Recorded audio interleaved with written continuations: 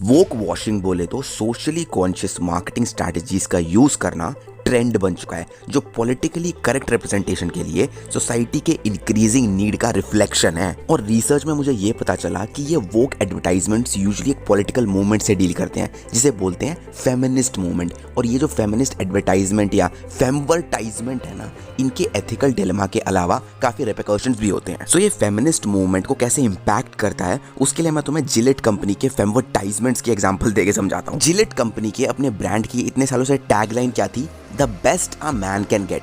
Now ये जो line है ना, ये दो लेवल पे बात करती है। फर्स्ट ये कि Gillette is the best a man can possess, और दूसरा ये कि जिलेट को यूज करने वाले आदमी गुडनेस के एपिटोम तक पहुंच सकते हैं। इन दोनों लाइन का फाइनल मतलब ये हुआ कि वो एक आदमी का बेस्ट वर्जन बन सकते हैं। सो उस प्रोडक्ट और प्रोडक्ट को यूज करने वाले लोगों में इनहेरेंट गुडनेस आ जाती है। और जब विमेन रेजर वीनस का एड स्टार्ट किया था, तब विमेन्स के रेजर एड्स में ब्यूटी प्रोडक्ट को बेचने के लिए यूज किए जाने वाले जेनेरिक नैरेटिव क्लीशेस का यूज करके स्मूथ स्किन प्रोड्यूस करने का क्लेम किया जाता था। मतलब बॉडी में बालों की कमी दिखाकर, बॉडी में से हेयर को शेव ऑफ करके तुम एक आइडियल ब्यूटीफुल बॉडी क्रिएट कर सकते हो। Are you like serious? Gillette ना 2019 में मेजर कंट्रोवर्सी में आ गया था, जब वो पॉलिटिकल स्टांस लेने लग गए थे और वोक वॉशिंग के फेमवर्टाइजमेंट्स की सीरीज प्रोड्यूस करने लग गए थे। और इनमें से एक एड वीनस के लिए था, जहां विमेन्स के रेजर के मैसेज को शिफ्ट करके ये प्रोजेक्ट किया जा रहा था कि सारी स्किन ब्यूटीफुल है, my skin my way stories. हालांकि शेव करने की नीड अभी भी काफी विमेन्स को इस हेरी बॉडी वाली विमेन्स के नैरेटिव से रिजेक्ट करती हैं। एंड उस एडवर्टाइजमेंट की आयरनी लूज भी नहीं हुई, बिकॉज लोगों ने मेंस रेजर के साथ विमेन्स रेजर के प्राइसेस में डिफरेंसेस पे कमेंट करना स्टार्ट कर दिया था। जहां वीनस काफी एक्सपेंसिव था, बट काम वो मेंस रेजर वाला ही करता था। उनके रेजर पे मेजर कंट्रोवर्सी तो 2019 में आई थी, जिसमें एडवर्टाइजमेंट की टैगलाइन थी, we believe the best men can be. उस एड ने bullying, cat calling, sexist television content, mansplaining जैसे काफी सारे एस्पेक्ट पे सवाल उठाए थे, और इवन उस टाइम के मी टू मूवमेंट को भी एड्रेस किया था। नाउ एड ये दिखा रहा था कि मेन जो है ना, वो सिस्टम के चेंज मेकर्स हो सकते हैं, और यही मेन दूसरे मेन्स को गलत चीजें करने से रोक सकते हैं, एज वेल एज किड्स में हेल्दी बिहेवियर एनकरेज करते हैं। उन्होंने much used phrase boys will be boys जैसे टॉक्सिक मैस्कुलिनिटी वाली लाइन को भी चैलेंज किया था। फाइनली बहुत सारा क्रिटिसिज्म झेलने के बाद उस प्रोडक्ट की टैगलाइन को चेंज करके the best a man can get से the best a man can be कर दिया था।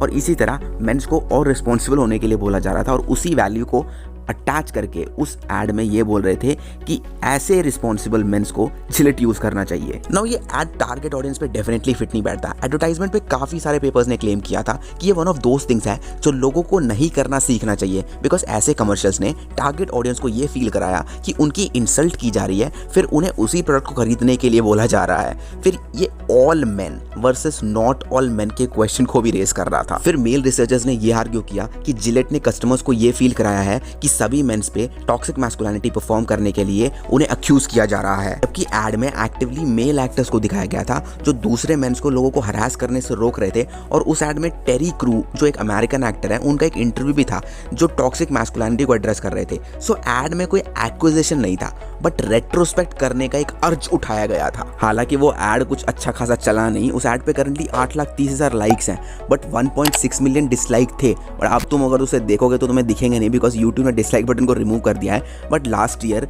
लाइक और डिसलाइक का रेशियो कुछ ज्यादा ही हाई था। और अब तो कमेंट सेक्शन भी ऑफ हो गया, बट जब कमेंट सेक्शन ऑन था तो तगड़ी हेटरेट भरी हुई थी कमेंट सेक्शन में। लोग बोल रहे थे कि हम जिलेट को अब यूज नहीं करेंगे। कंसिस्टेंट सेक्सिस्ट कमेंट भरे हुए थे। कुछ लोगों ने ये क्लेम करा कि हम वीडियो बार बार इसलिए देख रहे हैं बिकॉज हमने जो डिसलाइक और क्रूड कमेंट किए हैं वो किसी ने रिमूव तो नहीं कर दिए। कुछ लोग तो काफी सारे मिसोजिनिस्टिक कमेंट कर रहे थे, फिर कुछ लोग वीडियो को कंडेम कर रहे थे, कुछ लोग चीयर कर रहे थे। और ये इंस्टेंसेस बताते हैं कि टारगेट ऑडियंस ने इस एड के थ्रू जो मैसेज गया है उसे टोटली रिजेक्ट कर दिया था। टॉक्सिक मैस्कुलिनिटी पे इस तरह के वोक मैसेजेस पे लोगों के रिएक्शन ने फेमिनिज्म और मी टू मूवमेंट के लिए और हेट्रेड इंक्रीज कर दी। इसके अलावा ये फेमिनिस्ट मूवमेंट के लिए एलाइज बनाने का अटेम्प्ट लग रहा था, बिकॉज प्रोडक्ट मेंस के लिए था, और लोग की ये प्रोजेक्ट करने की कोशिश कर रहे थे कि मेंस जो होते हैं वो वुमेन्स के सेवियर्स होते हैं जो दूसरे मेन से उन्हें बचाते हैं। इस वीडियो ने 1 मिनट 45 सेकंड में काफी सारे प्रॉब्लम से डील करने की कोशिश करी। एंड इस वीडियो का मेन मोटिव आई थिंक ये था कि सेंचुरीज के पेट्रियार्की को ये तोड़ना चाहते थे, बट उसे तोड़ने के लिए इसीलिए भी इस वीडियो को उन्होंने कोई सेंसिटिवली पेश नहीं किया था। On the other hand women razors के एड में हेयरलेस बॉडी से अटैच जो आइडिया ऑफ ब्यूटी था अलॉन्ग विद वुमेन रेजर्स के इंक्रीज्ड प्राइसेस,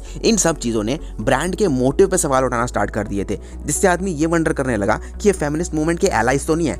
ऐसे लॉन्ग फॉट बैटल्स को as a marketing strategy use करना ना सिर्फ एथिकली रॉन्ग है बट वो मूवमेंट के ऑरा तक को डिमिनिश कर देते हैं। अब इन सब के बीच में कुछ डैमेज कंट्रोल भी हुआ है। जिलेट ने ऐसे एड्स की सीरीज रिलीज करी थी जो सोशल मैसेज डिलीवर कर रहे थे। The barber shop girls of India एक ऐसा एड है जो जेंडर रोल्स एंड नॉर्मेटिविटी को चैलेंज करता है। नाउ इस एड में दो गर्ल्स की स्टोरी दिखाई गई है जो एक बार्बर शॉप चला रही होती हैं। फिर एक लड़का प्रॉम्प्टली अपने फादर से ये पूछता है कि ये लड़कियां आपको क्यों शेव कर रही हैं। देन फादर का एपिक रिप्लाई आता है कि रेजर को क्या पता कि वो मेन को शेव कर रहा है या वुमेन को शेव कर रहा है। नाउ इस वीडियो से ये आइडिया स्प्रेड किया जा रहा है कि जब रेजर डिस्क्रिमिनेट नहीं करता तो सोसाइटी को भी नहीं करना चाहिए। इस वीडियो पे करंटली 8700 लाइक्स हैं और ये वाइडली एक्सेप्टेड वीडियो है। नाउ इस एड में एक प्रॉब्लम है। जिलेट ने इस वीडियो में एक्टर्स को ट्रेडिशनल क्लोथ्स मतलब सलवार दुपट्टा पहना रखा है और उनके लंबे बाल हैं, बट ऑन द कॉन्ट्ररी जिस वुमेन पे नैरेटिव बेस्ड है वो शर्ट पैंट पहनती है और उसके शॉर्ट हेयर हैं। मतलब उनके फेमवर्टाइजमेंट के आइडिया को फिट करने के लिए एक्टर्स के लंबे बाल करना और उनके क्लोथ्स को चेंज कर देना वो भी एथिकली रॉन्ग है। इस तरह के फेमवर्टाइजमेंट्स काफी सारी इंटरसेक्शनैलिटीज को रिमूव करते हैं जो फेमिनिस्ट मूवमेंट के काफी सारे स्ट्रगल के बाद भी एग्जिस्ट करता है।